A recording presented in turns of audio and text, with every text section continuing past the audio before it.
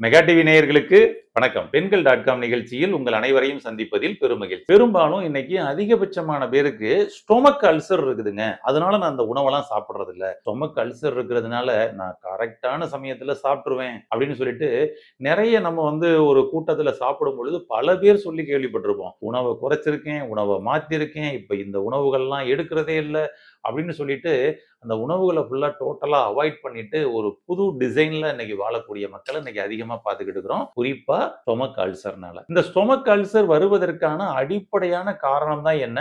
இந்த ஸ்டொமக் அல்சரை எளிமையாக நம்ம குணப்படுத்த முடியுமா? நிச்சயமா முடியும். இயற்கையான முறையில நம்ம உடம்பு நம்ம கிட்ட சொல்றத கேட்டா ஆட்டோமேட்டிக்கா நம்ம உடம்புல இருக்கக்கூடிய நோய்கள் எதுவானாலும் குணப்படுத்த முடியும்.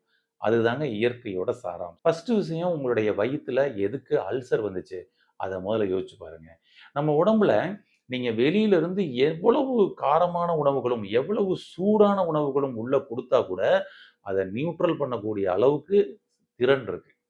நீங்க பாருங்க, ஒரு டீ சாப்பிடுறீங்க. அந்த டீய உங்களுக்கு கண்ணாடி டம்ளர்ல நீங்க பிடிக்க முடியல. கையில அவ்வளவு சூடு, அவ்வளவு சூடு. அப்ப பார்த்தீங்கன்னா, இப்படியே வச்சுட்டு ஃபு ஃபு அப்படின்னு சொல்லி வைக்கிறீங்க. கையில ஒரே சூடா இருக்குன்னு இது பண்ணி பண்றீங்க. ஆனா அத எடுத்து அப்படி கொஞ்சோண்டு சிப் பண்ணி சாப்பிடுறீங்க. நாக்குல அந்த சூடு தெரியுது. உள்ள போய் விழுந்த உடனே அந்த சூடு உங்களால வயித்துல ஃபீல் பண்ண முடியுது. ஆனா ஏதாவது டேமேஜ் ஆச்சா அப்படின்னம்னா, எதுவுமே டேமேஜ் ஆகல. அதிகப்படியான சூடு நாக்குல கூட வைக்க முடியல. வச்ச சோறுல லபக்கு லபக்குன்னு ஆவுன்ட்டு உள்ள குடிச்சிட்டு நாக்க அப்படியே ஊதுறோம். அவ்வளவு சூடு. இந்த சூடை நம்மளுடைய வயிறு தாங்கக்கூடிய தன்மையில தான் இறைவன் படைச்சிருக்காரு. அப்புறம் எப்படி அங்க அல்சர் வந்துச்சு? நாக்குல சூடான ஒண்ண ஊத்துன உடனே நாக்கு பொத்து போயி, அந்த இடத்துல அடுத்து என்ன சாப்பிட்டாலும் அதற்கு உணர்வே தெரியல. உணர்வே இல்ல. சுவையே இல்ல. அப்ப இங்க நாக்குல இவ்வளோ டேமேஜ் ஆகுது. ஆனா வயித்துல டேமேஜ் ஆச்சான்னா? கிடையாது. அப்ப இவ்வளவு நல்ல திடகாத்திரமாக படைச்சிருக்கக்கூடிய இந்த அ ஸ்டொமக்க, இரைப்பைய எப்படி அப்பன்னா புண்ணா மாறும்? அதான் ஒரு விஷயம். எப்படி புண்ணாக மாறும்னா, நம்ம உடம்புக்குள் சுரக்கக்கூடிய ஆசிட் தான் அத புண்ணா மாத்துது. அதுக்கப்புறம் தான் அந்த ஆசிட் இருக்கும் பொழுது நம்ம சாப்பிட்ட சில உணவுகளும், அது இல்லாத பொழுது நம்ம சாப்பிட்ட உணவுகளும் இந்த புண்ணை இன்னும் பெருசாக்குது. நம்முடைய உணவு குழாயில் சுரக்கக்கூடிய அந்த உமிழ் நீர், அதாவது வாயில சுரக்கக்கூடிய உமிழ் நீர், உணவு குழாயிலும் பார்த்தீங்கன்னா, அந்த மியூக்கஸ் இருக்குல்ல? ஆமா. அதுவும் ஆசிட் தான். அதுக்கப்புறம் அப்படியே இந்த ஸ்டொமக் ஏரியாவுல இருக்கக்கூடிய ஆசிட்.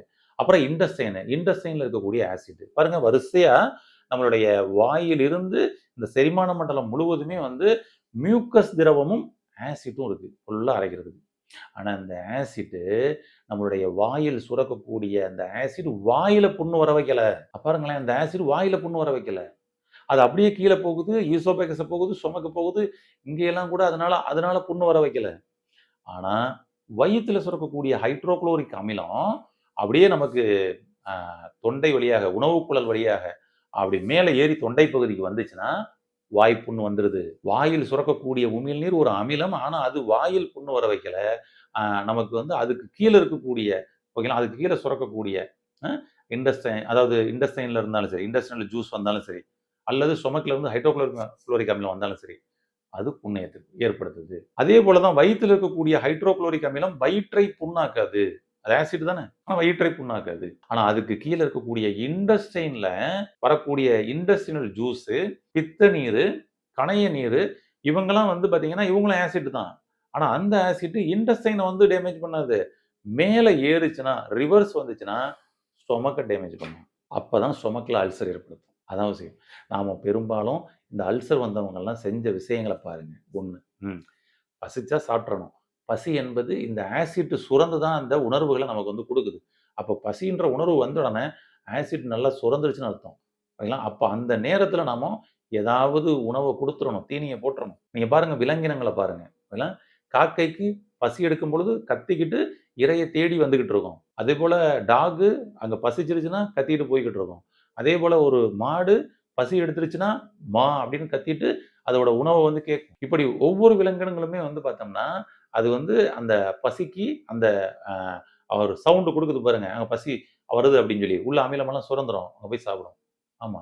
ஆனா அது கரெக்ட்டா அது அதுக்கு அந்த நேரத்துல இரை கிடைச்சும் அல்லது குடுத்துரும். ஆனா நமக்கு அதே போல பசி என்ற உணர்வு வந்தவுடன், அங்க அமிலம் சுரந்துரும் அப்படின்ற கான்ஷியஸ் நமக்குள்ள இருந்துச்சுன்னா, அந்த நேரத்துல அட்லீஸ்ட் ஒரு பிஸ்கட்டாவது சாப்பிட்றணும். இல்ல அப்படின்னா, அதுதான் அங்க அல்சர் வருவதற்கு அடிப்படை காரணமா இருக்கு. ஃபர்ஸ்ட் காரணம். நெறைய காரணங்கள் இருந்தாலும் ஃபர்ஸ்ட் விஷயம். அப்ப அடுத்தது நம்ம சாப்பிட்டுட்டோம். சாப்பிட்டு முடிச்சதுக்கு அப்புறம் உடனே போய் படுக்கிற பழக்கம் இருக்கும் சில பேருக்கு. சாப்பிட்ட உடனே போய் படுத்துருவாங்க. சாப்பிட்ட உடனே நீங்க போய் படுத்தால், இந்த நேரத்தில நீங்க சாப்பிட்ட சாப்பாடை செரிமானம் பண்றதுக்கு வந்த அந்த அமிலங்கள்லாம் இருக்குல்ல, ஹைட்ரோகுளோரிக் அமிலம், பான்கிரியாட்டிக் ஜூஸு, பித்த நீரு இதெல்லாம் இருக்குல்ல, இதெல்லாம் வந்து என்ன பண்ணும்னா, அப்படியே வந்து மேல நம்மளுடைய வாய்ப்பகுதிய நோக்கி, தலைப்பகுதிய நோக்கி அப்படியே மேல ஏற ஆரம்பிச்சுரும். அப்பதான் நமக்கு வந்து இந்த ஏரியாவுல டேமேஜ் ஏற்படுது.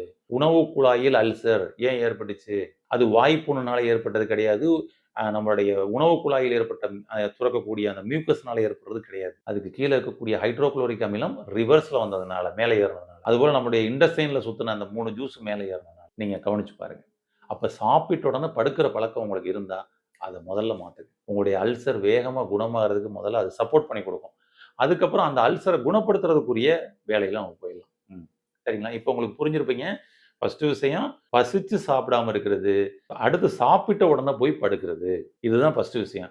அப்புறம் வந்து பார்த்தீங்கன்னா, இந்த உணவ சாப்பிடுறதுனால தான் அல்சர் வந்துச்சு, அந்த உணவ சாப்பிடுறதுனால தான் அல்சர் வந்துச்சுன்னுலாம் தனி கான்செப்ட். என்ன பொறுத்தளவுக்கு நான் என்ன சொல்லுவேன்னா, உங்களுடைய வயிறு எல்லா உணவுகளையும் அத சாப்பிட்டு செரிமானம் பண்ற மாரி தான் நம்ம வயிற வச்சிருக்கணுமே தவிர, இந்த உணவு கூடாது, அந்த உணவு கூடாதுன்னு வச்சுக்க கூடாது. அப்படின்றது தான் என்னோட கான்செப்ட். நம்ம சிகிச்சை மையத்துக்கு வரக்கூடிய ஒவ்வொரு பேஷண்ட்டுக்கும் அந்த பாடத்த தான் அவங்களுக்கு கத்துக் குடுக்குறோம். அதனால என்ன வேணாலும் சாப்பிடலாம். அதற்கு தகுந்த மாதிரி உங்களுடைய வயிறை மாத்துங்க. வயிறுக்கு தகுந்த மாரி உணவ மாத்தாதீங்க. அப்படின்னு. ஓகேங்களா? அவ்வளோதான் விஷயம். அப்ப இதுக்கு என்னங்க பண்ணலாம்? இந்த புண்ண ஆத்துறதுக்கு என்னங்க பண்ணலாம் அப்படின்னம்னா, ரொம்ப சிம்பிளான, ஈஸியான ஒரு சொல்யூஷன் சொல்றேன். இத நீங்க ட்ரை பண்ணி பாருங்க. நன்னாரி வேர். இந்த நன்னாரி வேர் வந்து உங்களுக்கு வந்து கிடைக்கும். மார்க்கெட்ல இன்னைக்கு நாட்டு மருந்து கடைகள்ல கூட கிடைக்கும். இந்த நன்னாரி வேர் வாங்கி சின்ன சின்ன பீஸா அப்படியே வந்து கட் பண்ணி, அத அப்படியே வந்து அரைச்சு பவுடர் பண்ணி நீங்க டப்பால வச்சுக்கலாம். நன்னாரி வேர அரைச்சு பவுடர் பண்ணி வச்சுக்கலாம். 1 அல்லது அந்த நன்னாரி வேர டைரக்ட்டாவே வந்து சுடு தண்ணீல நல்லா கொதிக்க வைக்கலாம். கொதிக்க வச்சு அதோட எசன்ஸ நல்லா இறக்க வைக்கணும். அவ்வளதான். அப்ப ஒரு 1 லிட்டர், 1 1/2 லிட்டர் தண்ணி வச்சுக்கங்க. அந்த 1 1/2 லிட்டர் தண்ணீல நன்னாரி வேர கொஞ்சம் போட்டு நல்லா அப்படியே காய்ச்சுங்க. எசன்ஸ் நல்லா இறங்கி வந்துரும். 1 லிட்டர் வரைக்கும் சுண்ட வைக்கிற மாரி வச்சுக்கங்க. எடுத்துட்டு அந்த தண்ணிய மட்டும் நம்ம காலையிலிருந்து ஃபுல் டே அதான் சாப்பிடணும். இல்ல எப்ப தாகம் எடுத்தாலும் நன்னாரி கொதிக்க வைக்கப்பட்ட நீர். பவுடர் பண்ணி வச்சுக்கிறீங்க அப்படின்னம்னா, ஒரு 1 லிட்டர், 1 1/2 லிட்டர் தண்ணீல ஒரு 1 ஸ்பூனோ, 2 ஸ்பூனோ போட்டு அப்படியே கொஞ்சம் காய்ச்சுனீங்கன்னா, எசன்ஸ் நல்லா இறங்கியிருக்கும். அந்த தண்ணீய நீங்க வடிகட்டிட்டு நீங்க சாப்பிட்டுக்கிட்டு இருக்கலாம். ஒரு 3 மாதத்துக்கு நன்னாரி நீர் மட்டும் சாப்பிட்டு வாங்க. நன்னாரிய நல்லா கொதிக்க வச்சு, அது எசன்ஸ் நல்லா இறங்கப்பட்ட அந்த தண்ணீய மட்டும் சாப்பிட்டு வாங்க. என்ன மாற்றம் நடக்குதுன்னு பாருங்க. ஃபர்ஸ்ட் வீக்லயே அதாவது முதல் வாரத்திலேயே உங்களுக்கு நெஞ்சு எரிச்சலு, ஒரு பேர்னிங் சென்சேஷன் இருக்குதுங்க. ஓகேங்களா? அப்படியே வந்து இங்க வந்து ஆசிட் ரிஃப்ளெக்ட் ஆகுது. உங்களுக்கு வந்து ஒரு கேஸ் வந்து ஃபார்ம் ஆகுது. அது வந்து எரிச்சலுடன் கூடிய ஒரு கேஸா வந்து போகுது. அந்த மாரிலாம் சில சிம்ப்டம்ஸ் இருக்கும் பாருங்க. ஃபர்ஸ்ட் வீக்லயே கிளியர் ஆகுது. அடுத்த வாரம், அடுத்த வாரம், அடுத்த வாரங்கள்ல உங்களுடைய வாய்ப்புண்ணு, உங்களுடைய ஈசோபேகஸ்ல இருக்க புண்ணு, உங்களுடைய வயிற்று புண்ணு, குடல் புண்ணுன்னு இங்க ஏற்பட்டிருக்கக்கூடிய எல்லா புண்களும் படிப்படியாக குணமாகிக்கிட்டு இருக்கிறத உங்களால ஃபீல் பண்ண முடியும். 3 மாதம் தொடர்ந்து இந்த நீர எடுத்துட்டு வாங்க. நன்னாரி நீர எடுத்துட்டு வாங்க. அல்சர்ல இருந்து வெளிவாருங்கள். வாழ்த்துக்கள். நன்றி.